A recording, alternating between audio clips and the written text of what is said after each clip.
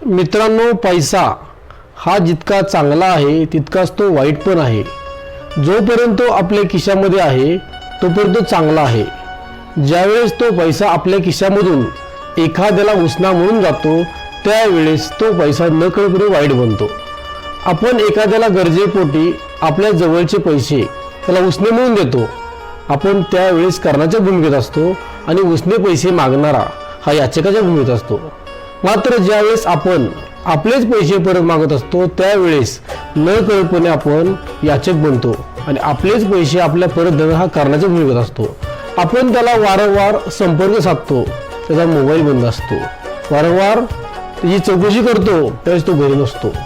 त्यामुळं पैशामुळं चांगली नाती आणि चांगले व्यवहार खराब होतात। आजकालच्या काळामध्ये माणसांची नीतिमत्ता खराब झाली आहे, माणसांचे विचार बदलले। त्यामुळे व्यवहार करताना आजच्या काळामध्ये जरा जपूनच करा, हीच आज काळाची गरज आहे। रामकृष्ण हरी, स्वामी समर्थ।